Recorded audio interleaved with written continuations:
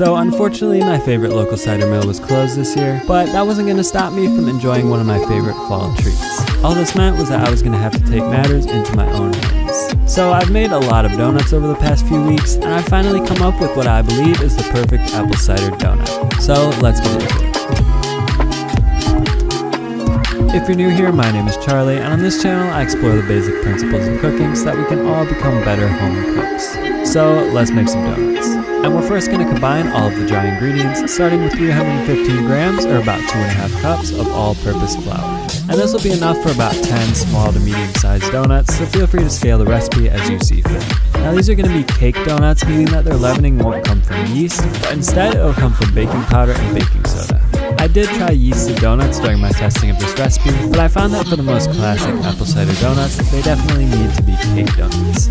So next we're just going to add about 1/2 teaspoon of kosher salt, and keep in mind that if you're using table salt, you'll only want to use about 1/4 teaspoon, followed by 2 teaspoons of baking powder and 1 teaspoon of baking soda. Then to start to incorporate our spices, we'll add 1 tablespoon of ground cinnamon along with 2 tablespoons of freshly grated nutmeg. If you're using pre-ground nutmeg, you only want to use about 1 tablespoon, but I'd highly recommend using freshly grated nutmeg if you can.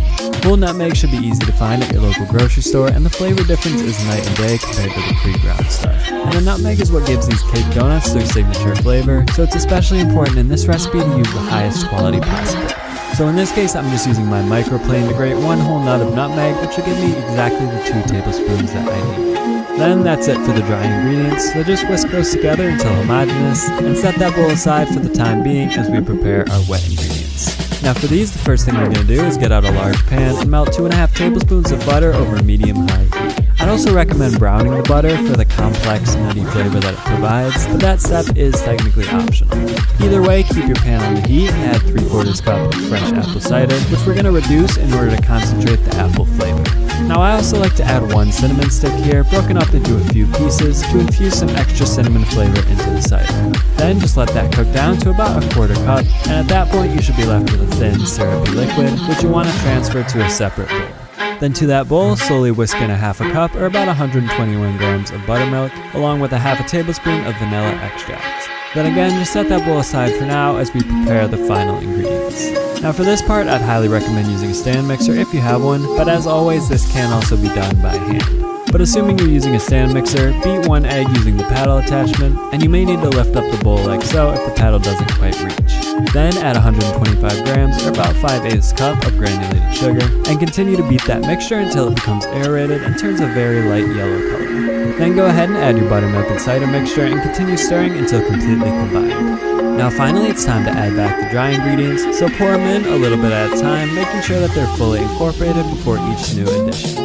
Then once all of the dry ingredients are incorporated, just continue mixing on a low speed for about 1 to 2 more minutes to develop some gluten in the dough. By that point, the dough should become firm, but it'll still be somewhat sticky. So in order to make the dough easier to handle, we're going to allow it to rest for 25 to 30 minutes, preferably in the refrigerator, which will help it to become a lot less sticky.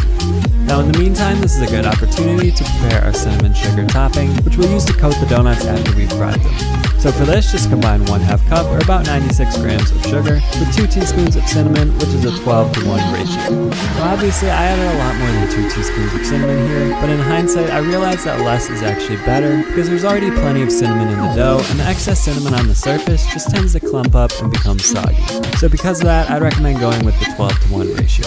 Anyways, before your dough is done resting, you'll also want to start heating up your oil for frying. Now you only need your oil to be about 1 inch to 1.5 inches deep in order to fry these donuts, so I actually like to just use a cast iron skillet, but you could also use a Dutch oven or other deeper pot if you prefer.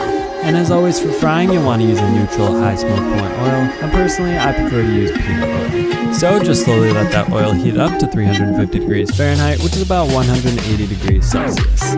Then after the dough is done resting, it's time to roll it out and start forming our donuts. So the dough should be a lot less sticky than before, but it will still be slightly tacky, so be sure to use plenty of flour on your work surface. So turn the dough out onto your floured surface and roll it to about 1/2 inch thick. Then punch out your donuts using a donut cutter or a round cookie cutter, or if you don't have either of those, you could even use a mug or a cup to cut them out. But these donut cutters are pretty cheap and they do make it a lot easier. Then as you punch the donuts out, place them onto a generously floured baking tray, and if you want to make classic whole donuts, use a smaller donut cutter to punch out the center pieces, which you can also fry up to make donut holes.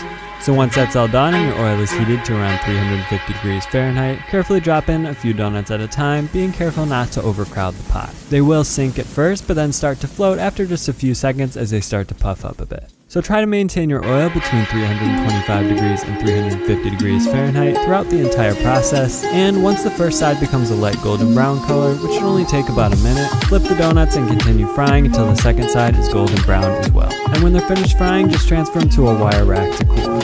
As you take them out, you should see the cracks and crevices that have formed on the surface, which is characteristic of a cake-style donut, so that's definitely what we're looking for.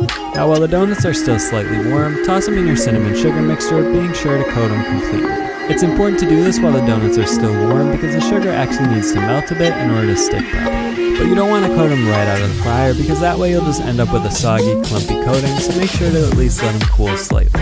Anyways, once they're coated in cinnamon sugar, just return them to your wire rack and repeat that process with the rest of the donuts. And don't forget about the donut holes too. And as